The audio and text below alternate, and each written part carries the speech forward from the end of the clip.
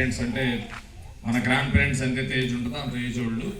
So పిల్లలు అంటే వాళ్ళ పిల్లలు చూడలేకో, వాళ్ళకి నిజంగా పిల్లలు లేకో, సో వాళ్ళు ఏంటంటే వాళ్ళ కనీసము తిండి తినడానికి కానీ, వాళ్ళకి ఎక్కడ షెల్టర్ అనేది లేక రోడ్ల మీద అలా ఉన్నోళ్ళని తీసుకెళ్ళి అలా ఉన్నోళ్ళని, సో వీళ్ళు ఎక్కడైతే ఉన్నారో మీరు మాకు కాల్ చేయండి అని చెప్పేసి మొత్తం ఊళ్ళు మొత్తం తిరిగి, అయితే రోడ్డు మీద ఒక ముసలావిడ పడుకొని ఉన్నా వీళ్ళు ఓన్ వెహికల్ వేసుకొని వెళ్ళి, సో చాలా మంచిగా చాలా జాగ్రత్తగా, అంటే వాళ్ళ కన్నా పిల్లలు ఎవరైతే ఉన్నారో పిల్లలు కూడా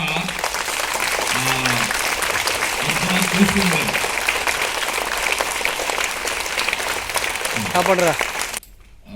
ముసలి వాళ్ళు ఎవరైతే ఉన్నారో వాళ్ళకి పిల్లలు చాలా మంది, ఇంకా చాలా మంది చూడట్లేదు. ముందు చూసేవాడు కూడా ఉంటాడు, కన్న కొడుకులు చూడట్లేదు, కన్నతలు అంటే అందరినీ అట్లా ఒక 100లో 70% ఒక చూసి ఒక 30-40% కనీసం పట్టించుకోవట్లా, వాళ్ళని కొట్టడం మనం సోషల్ మీడియాలో కూడా చూస్తున్నాం. కన్నా తల్లిదండ్రులు ఆస్తులు ఇవ్వలేదని కొట్టడం అలాంటిది. ఇప్పుడు చూడండి, ఇంట్లో ఒక మన అమ్మమ్మ కానీ నాయనమ్మ కానీ ఒక ఆవిడ్ని మనము ఏదైనా మంచం మీద పడ్డప్పుడు చేయడానికి మనం చాలా చెదిరించుకుంటాం, అసహించుకుంటాం. సేవలు చేస్తున్నారంటే అది మామూలు విషయం కాదు. వాళ్ళకి దేవుడు ఇచ్చిన అదొక వరం, అదొక గొప్పతనం వాళ్ళలో ఉన్నది. సో వాళ్ళకి మనం ఏం చేయాలా, మన స్కూల్ తరఫున ఏం చేయాలా, మన తరఫున ఏదో ఒకటి చిన్నది అందరం అని చెప్పేసి అనుకొని, సో ఏం ప్రోగ్రాం పెట్టామంటే, సో పిడిగేడు బియ్యం మహా ఆశయం. అంటే పిడిగేడు బియ్యం అంటే ఏంటంటే ఎవ్రీ థర్స్డే సో మనము ఎంతైతే ఇక్కడ రైస్ ఉంటాయో కొంచెం ఒక తీసుకొని, so each and every student అలా గ్యాదర్ చేసేస్తే ఎవ్రీ థర్స్డే మన వరకు మనం హెల్ప్ చేసినట్టు అవుతాం. సో పిల్లలే కాదు, స్టాఫ్ మెంబర్స్ కానీ అందరూ కూడా దీంట్లో ఇన్వాల్వ్ అయి ఉన్నారు. సో ప్రతి గురువారము మనకి కార్యక్రమం ఉంటుంది.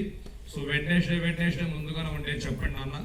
సో ఇది ఎవ్రీ థర్స్డే అందరూ సపోర్ట్ చేయండి అన్న. ఇది ఇలాంటి కార్యక్రమం అనేది ఇదే మెయిన్ మనకి. సో నిన్న అందరు తీసుకొచ్చారు, ఎంతమంది తీసుకొచ్చారు నిన్న పిడిగేడు బియ్యము? Okay, thank you very much, very good. So ఇంకా ఎవరైతే తేలేదో వాళ్ళ క్లాస్ ఇన్ఛార్జెస్ కొంచెం ఫాలోఅప్ చేసి చూడండి, మన వరకు మనం ఎంతో కొంత సహాయం చేసిన వాళ్ళు అవుతాము. ప్లస్ ఈయనది ఆశ్రమము, సో ఆశ్రమము ఓనర్ ఈయన మెయింటైన్ చేస్తున్నారు. ఆయన వచ్చేసరికి ఆయన మీ గురించి ఆల్రెడీ నేను నెంబర్ ఆఫ్ టైం చెప్పాను, మళ్ళీ అగైన్ చెప్తున్నాను. నేను జాబ్ రిజైన్ చేసి వచ్చిన తర్వాత స్కూల్ పెట్టే ఆలోచన వచ్చింది. మరి పెట్టాలంటే నాకు ఒక ప్లేస్ కావాలి నాకు. సో నాకు సొంత పొలం ఎక్కడైతే ఉందో, ఎక్కడో దూరం ఉంది, అక్కడ స్కూల్ పెట్టడానికి కుదరదు. సో ఇక్కడ చుట్టుపక్కల ఎవరిదైనా రిలేటివ్స్లో కూడా అడిగాను నేను, మా బ్లడ్ రిలేషన్లో అడిగాను వాడికి. సో దాదాపు 5-6 ఎవరిని అడిగినా 15 years లీజ్ అయితే మేము ఇవ్వము, 10 years అయినా మేము ఇవ్వము, ఎవరు కూడా ముందుకు రాలా. కానీ అప్పుడు మా మామయ్యని కూడా అడిగాను, ఇలా స్కూల్ పెడదాం అనుకుంటాను, నాకు మరి ప్లేస్ కావాలి, నేనేమో జాబ్ రిజైన్ చేసి వచ్చాను, మరి ఏదో ఒకటి నాకు ఉండాలి కదా అని అడిగినప్పుడు, సో మన ప్లేసే ఉంది తీసుకో, నువ్వు 10 years తీసుకుంటావో 15 years తీసుకుంటావో, నువ్వు మంచిగా డెవలప్ అవడం నాకు కావాల్సింది.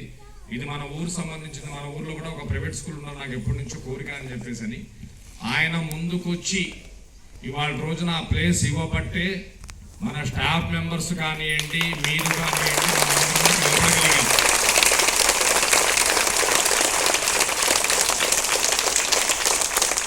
ఆయన చేసిన కృషి ఎప్పటి కూడా మనము మర్చిపోలేము. ఎవ్రీ బతికున్నాళ్ళు అలానే ఆయన చేసిన కృషి మనకు గుర్తుంటూనే ఉంటుంది.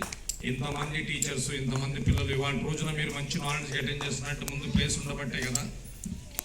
సో అది మా మామయ్య గారిది ప్లేస్ ఇది. సో ఆయన చేతుల మీదుగా మన ఆశ్రమంకి డొనేట్ చేస్తున్నాం రైస్ని.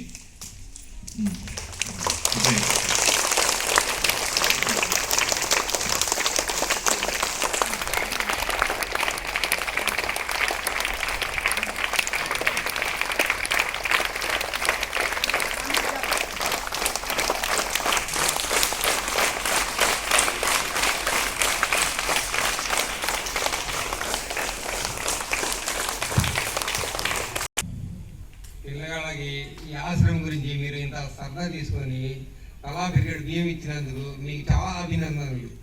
ప్రతి ఒక్కసారి కూడా ఇట్నే చేయాలని నేను మనస్ఫూర్తిగా కోరుకుంటున్నాను. ఆ ఆశ్రమంలో మంచంలో పడ్డ ఒక 8 మంది ఉన్నారు. ఒకటి కానీ 2 కానీ బట్టలు ఉతకడం కానీ మొత్తం ఇతనే చూసుకుంటాడు.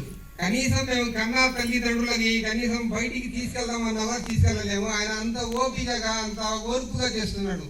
ఆయన కోసం పట్టు కొట్టండి.